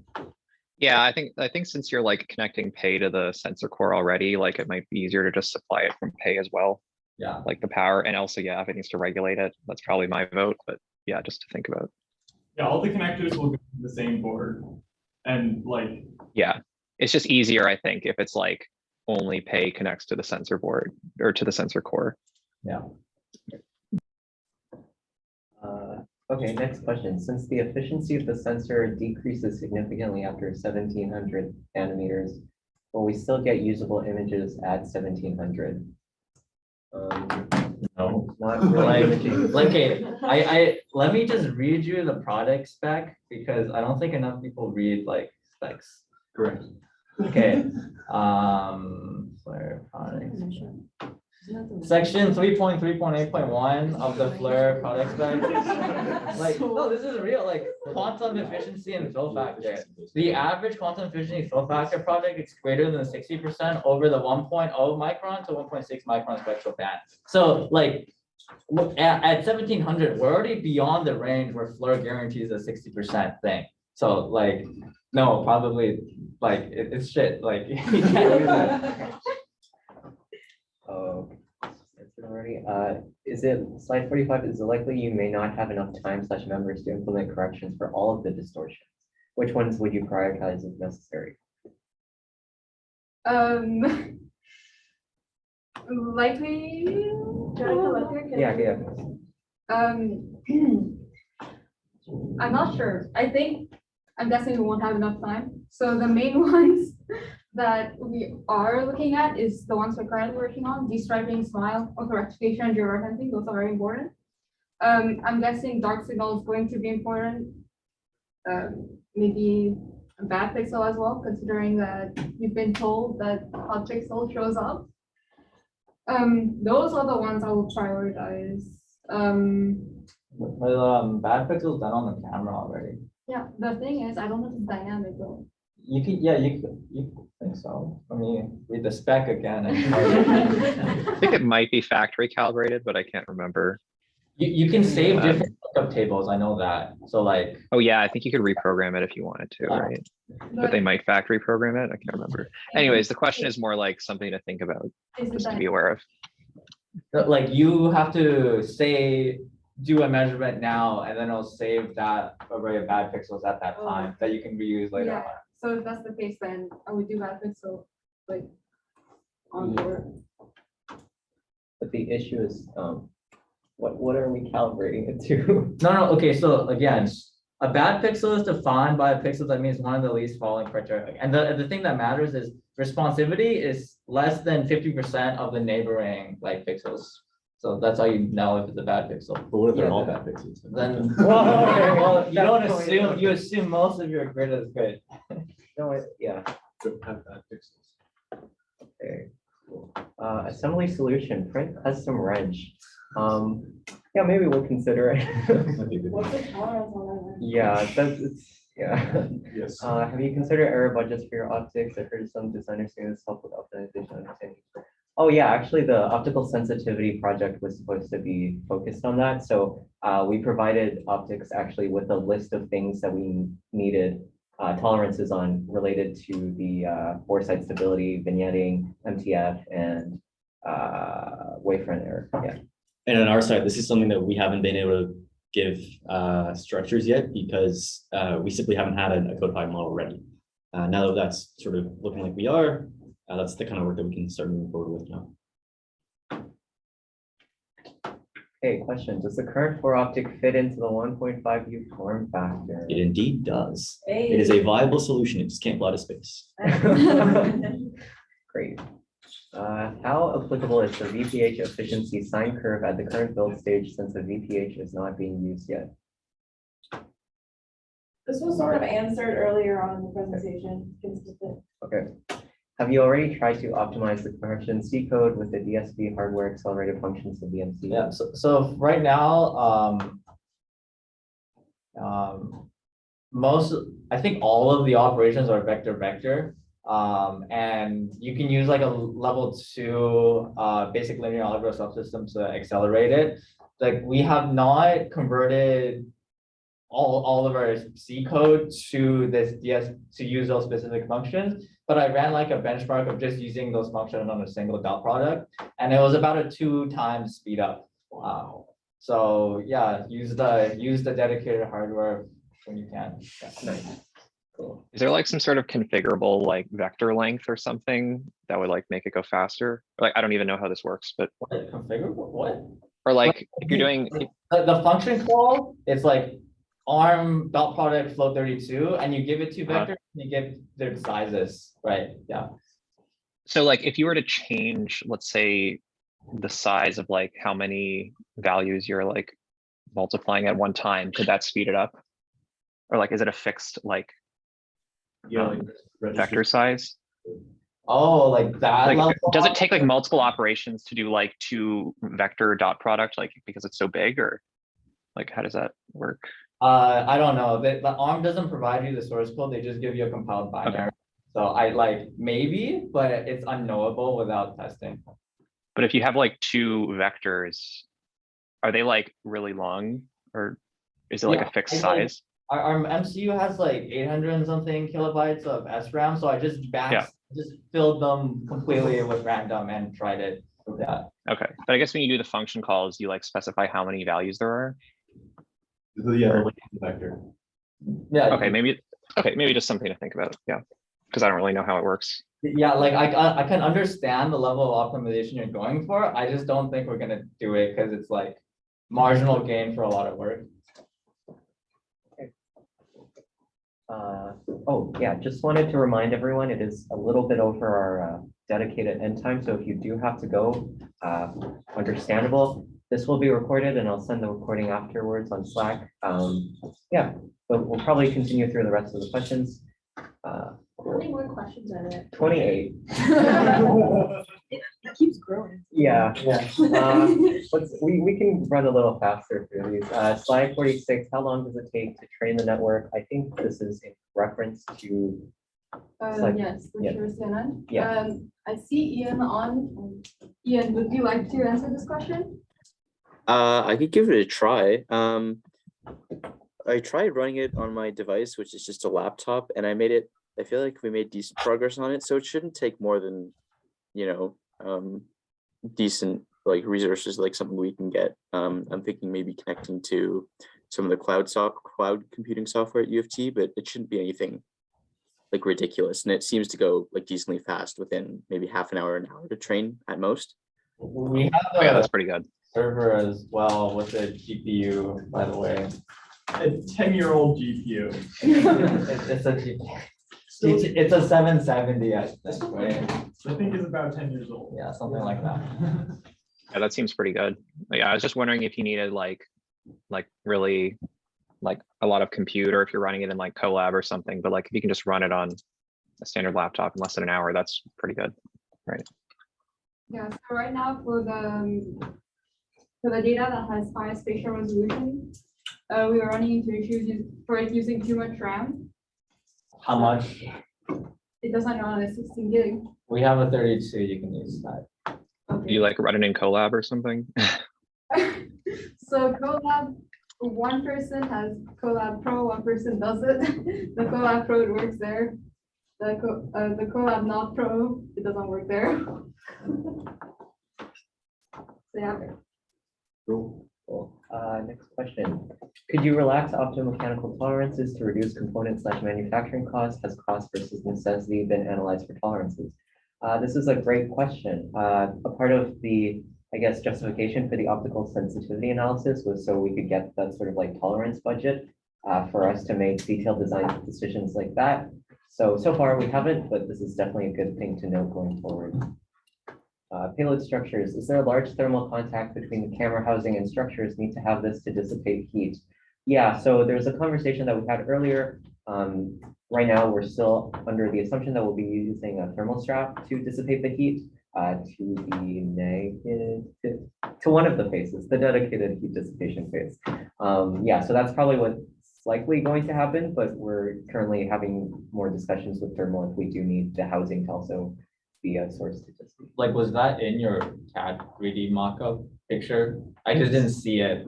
Oh, no, no, it would just be like, no, it wasn't in the mockup. Okay. How will you make sure your clamp interfaces don't allow any light to escape, light tight, so to speak? Prachi, okay. I'm not sure which clamp interface that refers to. I'm assuming it's the in between the two, how do you say, like the two tubular housing things. Yes. That's a good question. So we'll have to do some testing on that, but most likely it'll be a function of like how much, I guess, like force we apply or torque on the screws, and then how tight that surface is. If it's not enough, then we might have to investigate further with 56, but it seems to be fine at the moment, based off of like other reference designs. I'll just resolve this. Yeah. Was buying an off-the-shelf integrating sphere considered? Yeah, David, it's a good question. So part of the reason that we wanted to do the project was it was like a fun learning thing for us to also get some hands-on skills. An integrating sphere off the shelf is around like $4,000. Wow.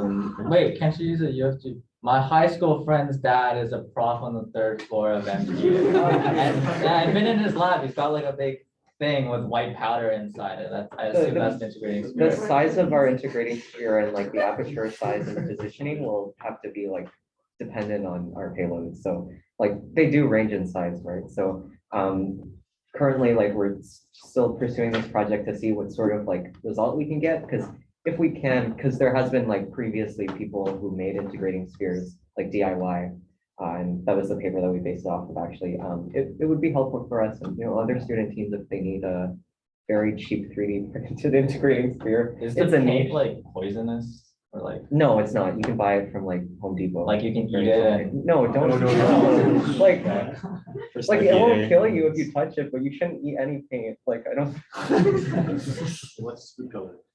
Oh, okay. Yeah. Pixel binning, is this meant to be done in software? No native Flirt how pixel binning. If it's on an MCU, don't have to access pre-processed data. Yeah, I was at the character limit, so. Yeah. Oh, okay. Yeah, this is meant to be done in post there. Yeah. No, it's meant to be done on board.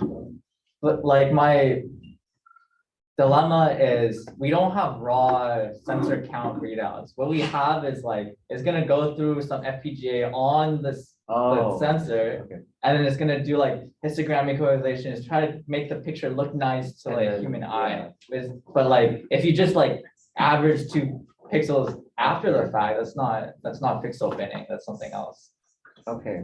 Wait, Yongda, I thought you were like not using any of the onboard corrections. You can't turn them all off. You have to use like the minimal setting for like histogramic resolution or something like that.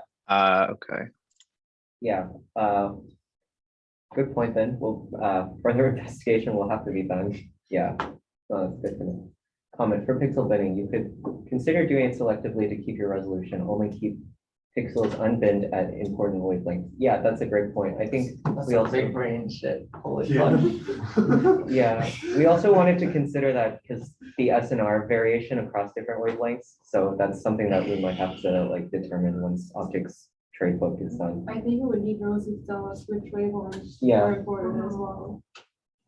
That might potentially be sort of like a solution to if we're not able to do a very rigorous like atmospheric cleaning. So just like select particular, Oh, that's not a Like- thing, yeah.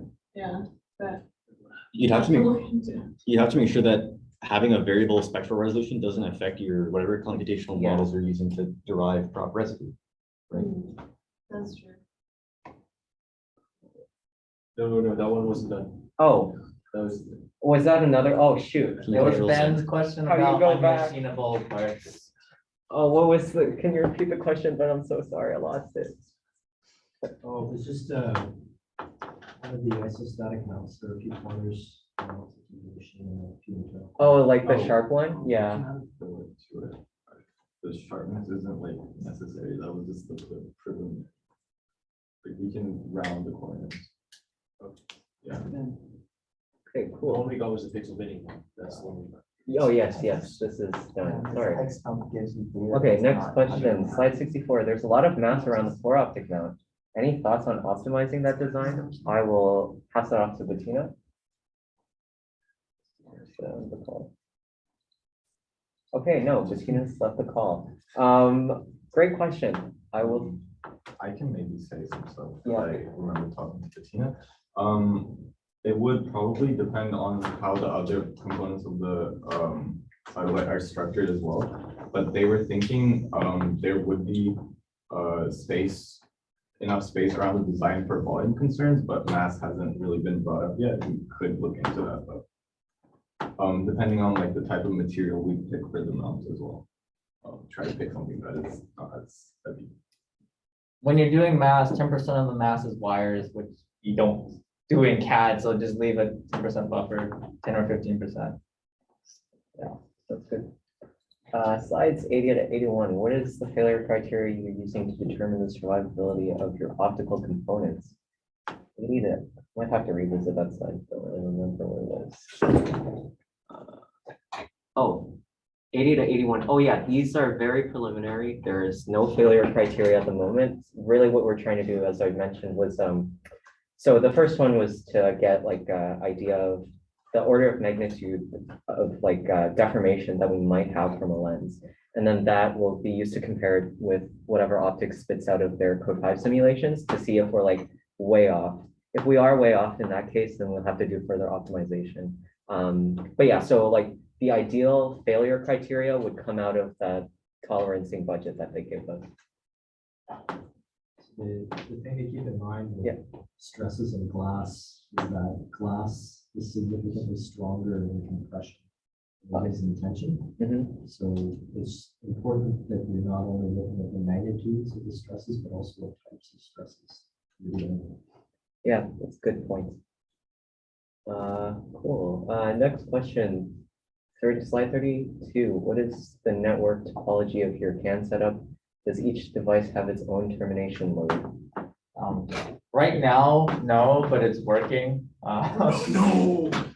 We could slap on 120 ohm like termination resistor is not a big deal. Okay, we're probably going to put termination, based on what I've read, we're going to put termination resistors on the first and last devices in the chain because we're using PC104.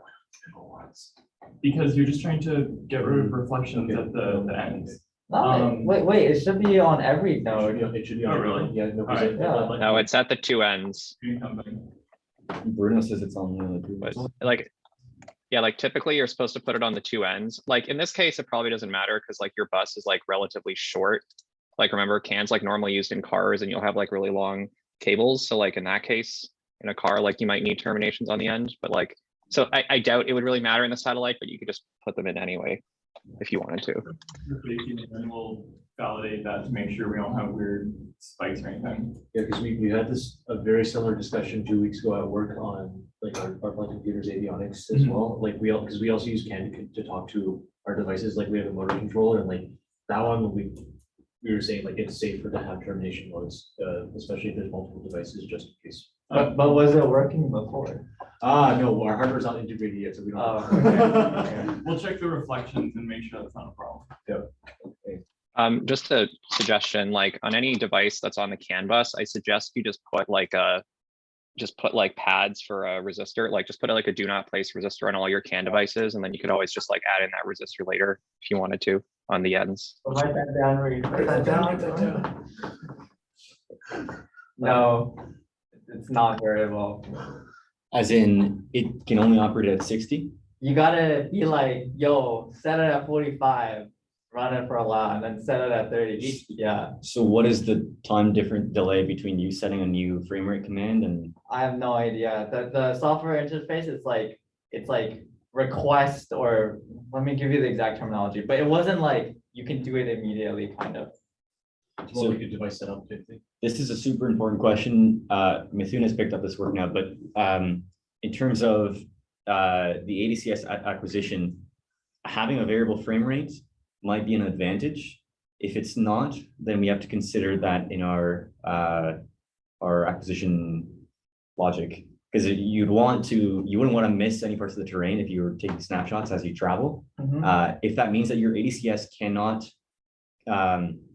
precisely keep up with the target slew rate, you would want the frame rate to compensate somehow. If you can't do that with the frame rate, then we have to be aware of that.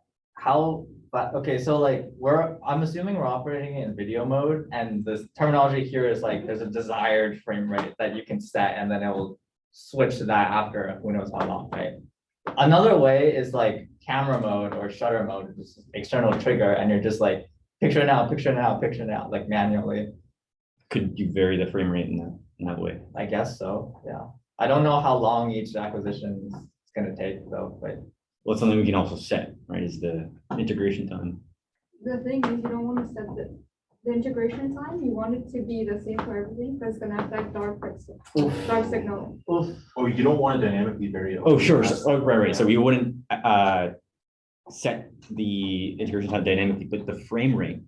Which is different from It is. integration time. Yes. Yeah. You could have an integration time that is smaller than of course, has to be smaller than the frame rate, but you could have a frame rate that sort of lines up the integrations tighter or further apart, spacing further apart, and you do that to align the tracks together so that you don't get crossovers or miss parts of the terrain. Like this is a whole optimization thing, right? You have to get that right. If you have a variable frame rate for the sensor, if you find a way to do that variable with the frame rate, that'd be a huge plus. How fast? How fast what?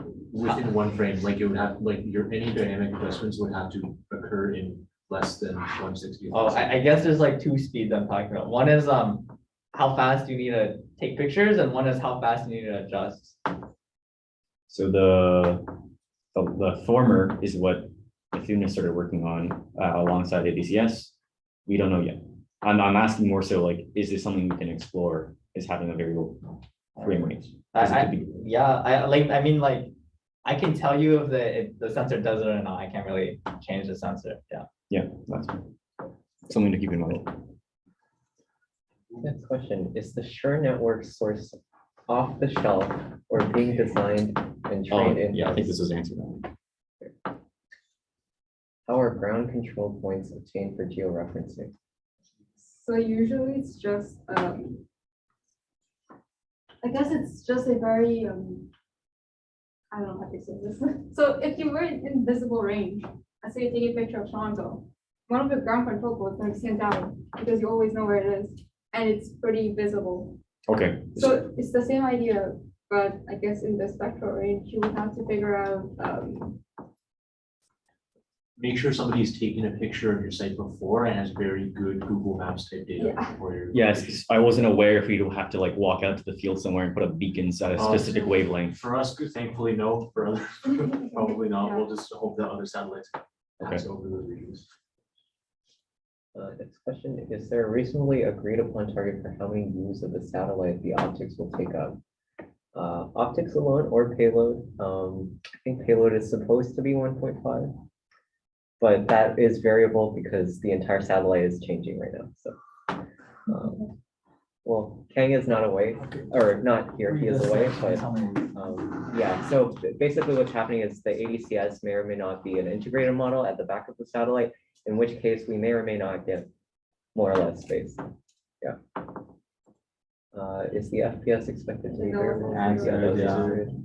What adaptations would need to be made to the four optics housing should the four optics diameter be increased to fit the width of the satellite? Good question. Nothing, because we don't have that done yet. But when you say housing, do you mean like, because we're not slapping another housing on top of the four optic? Right. We're just mounting the four optic. Sorry, yeah, whatever interfaces that you guys build for the four optic. Oh, yeah, so the isostatic mounts are just mounted on points. And then the other one, like you just have to change the diameter. We haven't done any analysis yet, but it'd be good to like work pretty closely as the size changes. What if there's like, no, like, it's Okay, like well, the whole thing, you know? Originally, actually, we had that rest fitted against the negative Z case, so we'll have to look back into like if there are other sort of, because we might not necessarily fix that point like on the sides. What is the interface that you guys have been assuming our four optics will have? Is it like a C mount even? With the rest of, well, it depends on, like before we just like tack the front to it and assume that we would just screw it on, but like if you guys source one that has a C mount, obviously. You that'd be adapt it, good. sure. Yeah. Cool. How will you actually, how will you actually control the temperature of the prism? I mean, Pumpy's not here, but that's a good question. We don't actually know if we have to do any active temperature control in there yet. Hopefully not, but if we have to add heaters there, that's a conversation to be had with thermal. And Do we know the athermal range? The Grism? Of the Grism? Yeah. No, because it doesn't exist yet.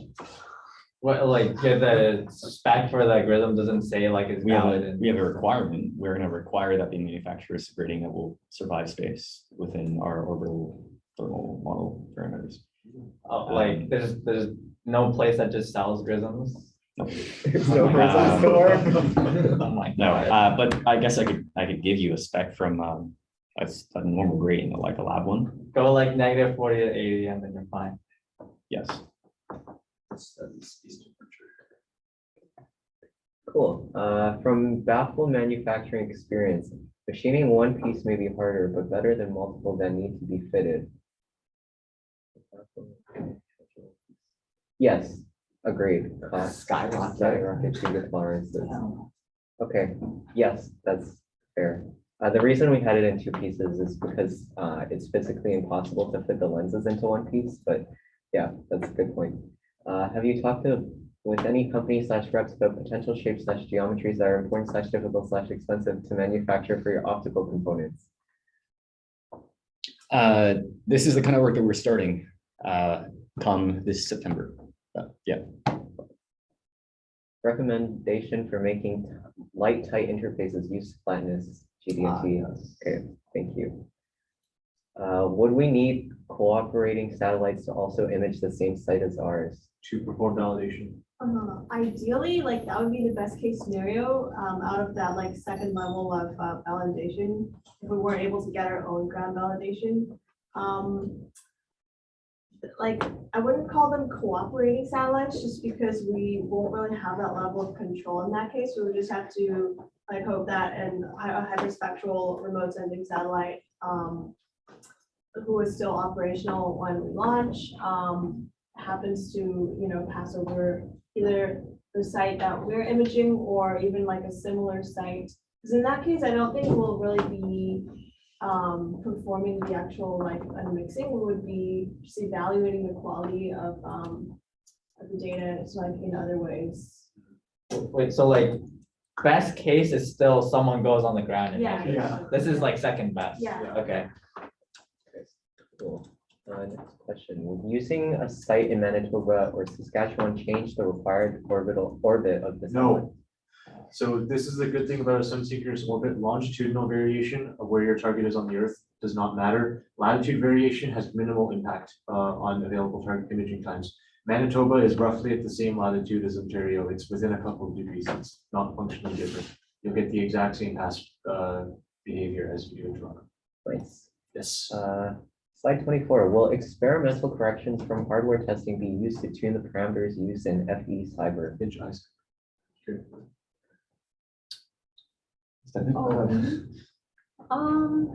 I guess we could, although I don't really know Yes. how we would do that right now. The answer is yes. Okay. Wait, isn't the answer maybe? It's sort of, no.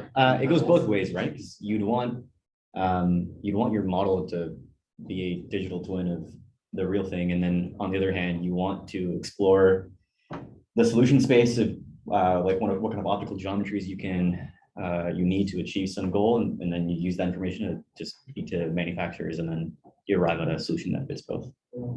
I'm just thinking, you have the thing plugged into your laptop and then you see like a dark frame that has some white speckles, and then using that, you magically know how to tune your optics model. It just seems like really It seems big really brain. hard. Yeah, Yeah. it seems hard. No, okay, you're approaching it from the side of like a direct, you capture some frame. How does that translate to a change in your curvature for Yeah, this yeah, lens? like I have no idea. No. Okay. Yeah, I meant it more so in terms of like, this is the sort of vignetting we're getting on the sensor. It obviously is too much vignetting. Make the optics not do that anymore. So you refine the geometry in that sense. But you're not trying to like fit parameters inside your digital model based off. of No. Okay, that sounds insane. Nice. Good answer, thank you.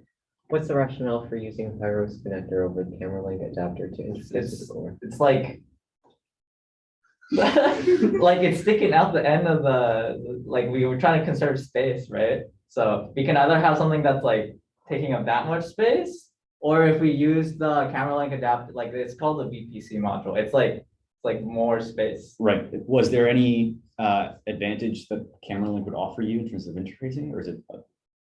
No, not that I can think of. It's just like, I think you could do like higher throughput technically, like in a theoretical sense, but the data sheet doesn't call out any advantages of camera link. It's just that camera link is like this, it's like this common thing. It's like HDMI, it's a digital interface, whereas most things are yeah, perfect example is like HDMI, which is digital, or you could use VGA. We're just using the VGA option, but both can, output to a screen. Using VGA right now. Have you determined that staking the GRISM mount will be sufficient to hold it within spec? Good question. We haven't done any analysis on our own yet, but based on like references and also Brent, it seems like it will be. We'll have to do some bot analysis though. How does the tolerance / precision of the 3D printed components compare to those for the flight model? So yeah, the tolerance / precision of the 3D printed components are pretty garbage, I'm gonna be honest. It's like, well, it's 0.1 millimeter resolution, but also because of the way it was printed, there was like some warping. So not comparable at all, I would say. It was a very preliminary model. We're potentially pursuing doing like higher fidelity 3D prints with SLA technology, so that we're better able to control the tolerancing on that. For the last slide, how is Payload team with ADCS? Oh, sorry. Oh, okay, correction. How is the Payload team collaborating with ADCS? This is embarrassing. That's for the typo. Oh, okay. I mean, the last slide. Yeah. Like for the very last few slides you mentioned, This one? like just for your section.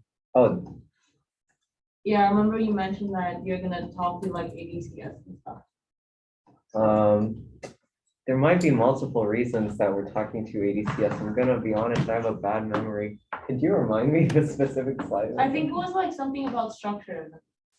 Oh, oh yeah, I think the thing was just, because all we I have to need go to on. frame something completely dark for our hot pixel like calibration. And the problem is, so we don't want to introduce a shutter because that's a lot of trouble for us. And we're not sure if we'll have any dark fields to image. So another alternate option is that like sometimes the satellite might go like woof and like do a little bit of a 180 and not 180 actually, but like whatever angle you need to point towards deep space and then just like try to image as black as possible. And then that will act as your dark frame that you can use to calibrate. Oh, they got like operational land imager collects from Landsat 7 or 8, and they just list their schedule of like calibrations that they do. Like one of them is a shutter collect, but every 30 days they look at the moon because it's like a uniform surface. Yeah. We just need like a uniform dark surface is the problem. So The moon gives you a. yeah. I don't remember. Could you just live with flat field, or do you need flat field and like dark frame? The dark frame is because of the issue we have with radiation degradation, like the hot pixels. But flat field would also show that, no? No, because if your pixels are hot, they're just constantly giving you a response. So if your flat field is not black, then you'll be like, okay, well, there might be something, might not be. Like if it happens that it's like the right, it corresponds to. I will draw it out after. I'm not understanding. Okay. If you need to take a calibration image, and I'm assuming you need whatever calibration surface you're imaging to cover the field of view, right? The moon will not cover the field of view of the sensor. So how would you calibrate by taking a picture of the moon if the moon is going to appear just like a small streak on your sensor?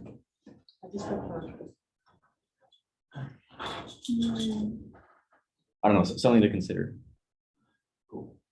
Okay, cool. Did you look at the sun? No, whoa, what? No, we don't want that. We don't want that. No. It says a solar diffuser every 8 days, so it's like they have a Solar thing. diffuser, you need that. We might You have need a to solar put a shutter diffuser. You on. need like a thing to like Yeah, go we talked inside. about this. Deployable Yeah, lens yeah, calibrator. Okay. No. Cool. I think that's the last question then. Yay!